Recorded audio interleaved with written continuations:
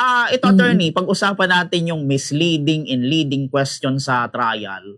Ano ba ang pagkakaiba nito, attorney? And bawal ba talagang magtanong, attorney, ng mga misleading question pagka nasa courtroom, kapag nagko-cross-examine? Ano yung pagkakaiba nito, attorney?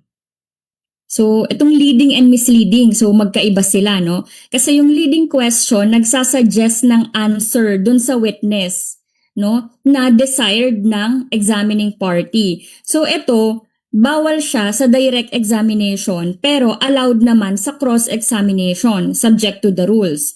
On the other hand, misleading question ay iba.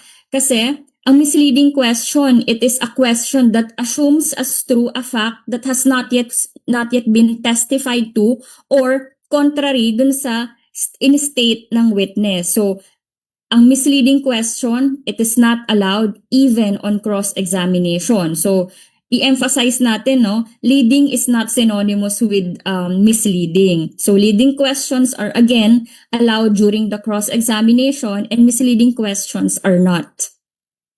Okay. Pero dito, attorney, kasi kapansin-pansin kasi ito nung trial, though sinabi naman ito, attorney, ni Attorney Kapunan, na sabi niya misleading, not allowed sa cross-examination. Pero biglang sinabi ni Attorney Ferrer, they are allowed. ano yung doon, attorney? Ano yung parang masasabi niyo doon? Do you think sinadya talagang yun yung kanyang pagkaintindi or na-carried away lang siya ng kanyang emotion, Attorney April? Siguro po kasi yung mga courtroom decorum and yung procedures nasa rules naman natin yan at sinusunod natin eh. Probably po na gulo or nalito lang po siya kasi it's clear naman misleading questions are not allowed. Okay. Yeah. And mapunta tayo, attorney, doon naman sa kasi ito naging issue pa. Tungkol nga dyan sa misleading and leading question na yan, yung prosecutor, si Attorney Liguta, nag-post sa kanyang account na yun nga po, misleading, not allowed sa cross-examination. Ngayon, ang dating sa defense, parang napahiya sila, something, mga ganon. Minasama nila yung post.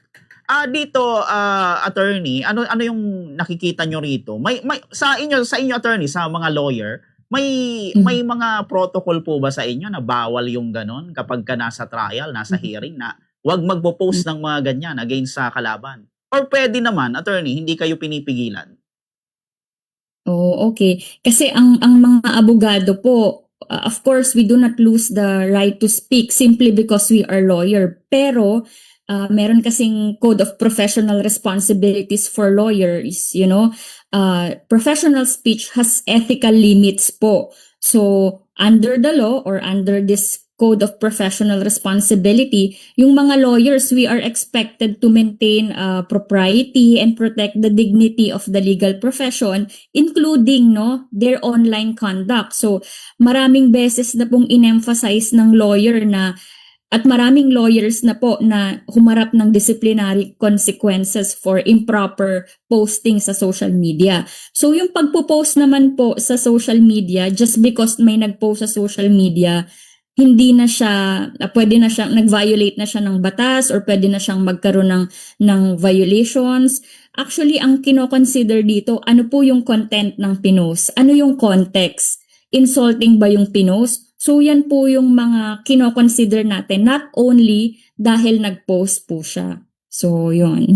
Opo. Sa tingin nyo, attorney, may meron bang sapat na rason or sapat na dahilan yung defense para sila ay magalit doon sa post na yun, Attorney April? O masyado lang silang nagiging emotional, attorney? Actually, titignan natin yung actual language, yung context, timing, purpose, and applicable impeachment rules eh. Kasi hindi natin alam ano bang intent niya dun sa pag-post. Kasi yung pagpo-post online, lalo nakaka-trigger pa yan ng mga comment, Pero itong mga to, hindi dapat siya nakaka-affect dun sa sa merits ng case kasi after all, hindi naman tong mga to or yung comments ng mga tao or yung mga posts yung magde-determine, 'di ba? But the actual merit nung kaso yung dapat i-consider. Opo. Ito, attorney, maiba ko ng konti kasi ito na-observe ko lang sa ibang mga counsel ng defense. Nagtatanong Mhm. sila sa witness, pero kapag hindi sila satisfied dun sa sagot, halimbawa yung tanong ay answerable by yes or no, pag kailangan Yeah. pang i-qualify, binabara nila kaagad, hindi, sagutin mo lang ng yes or no yung aking tanong. Yun ba, attorney, pwede ba yun sa mga sa mga trial or hearing sa courtroom, yung mga ganun, attorney? Usually common po yan kasi sa cross-examination, ang tinatanong mo doon yung kabila or yung kalaban. Kahit po ako, pag nagtatanong ako, syempre, gusto ko answerable by yes or no lang at hindi mo na siya pag-e-explainin kasi gusto mong makuha yung favorable answer na magiging favorable sa'yo. So normal yon na kapag nagtanong ka lang ng answerable by yes or no, yun lang dapat yung sagot, no explanation. So nangyayari po siya talaga. But of course, subject to procedural rules. Kailangan meron kaming mga sinusunod na rules. Ano yung mga pwedeng itanong, 'di ba? For example, dapat nasa scope lang siya, dapat relevant siya. Otherwise, mag-o-objection yung kabilang counsel. So, Opo, ganun yun. po. What about, attorney, sa mga senator judge natin? Ano yung na-observe nyo naman, attorney? Meron ba kayong na-observe na mga red flag sa kanila, attorney April? Siguro ang mako-comment ko po diyan, no. Actually ang magiging kakalabasan naman ng resolution, order ng decision dapat laging sa merit ng kaso. But of course, dahil ito po ay formal procedure po siya, kailangan sundin natin ano po yung allowed kasi may mga tinatawag na proper decorum, courtroom decorum. So mas okay po, no? Kasi controlling standard din siya sa trial.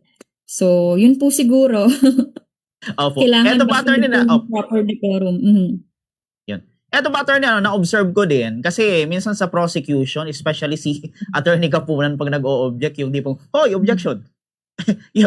yung mga ganun, attorney, parang sa isip-isip ko, pwede siyang ma-cite in contempt doon sa lagay na yun.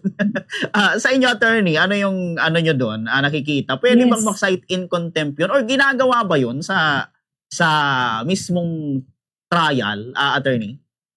Yes, ang ganda po ng tanong nyo, no? Kasi courtroom decorum exists for a reason. And a trial is obviously adversarial process. Siyempre, may kalaban ka dyan, may kadebate. But still, it is a proceeding, not a debate, not a debate competition. So sometimes, no, nangyayari yan, lawyers can be aggressive in testing the evidence. But of course, we have to remain within the rules and maintain professional courtesy. Because at the end of the day, whether someone is young or old, traditional or modern, the controlling standard is not the generation, but the rules of court na kailangan po nating sundin.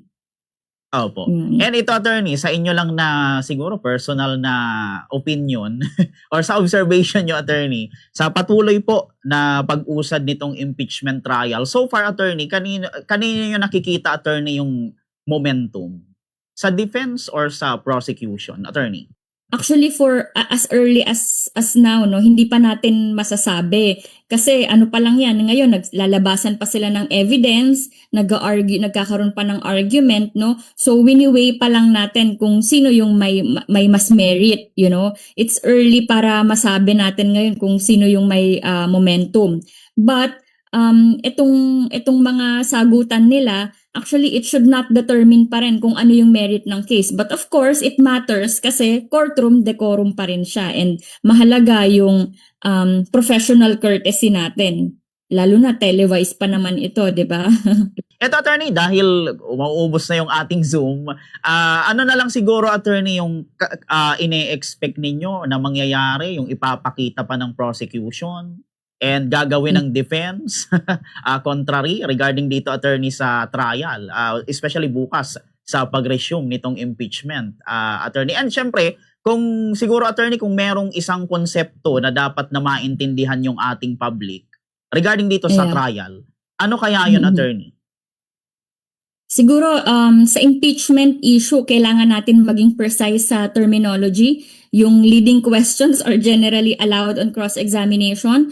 Misleading questions are not. So magkaiba yung dalawang yon. mismo sa rules of court, and bilang abogado, maaari tayong magpaliwanag ng batas sa publiko, pero of course may professional and ethical limits kagaya nung dinidiscuss natin kanina, especially when we are dealing with an ongoing proceeding, di ba? The better approach is always to discuss the rules and the evidence and not to attack personalities. Hindi dapat ganon, di ba?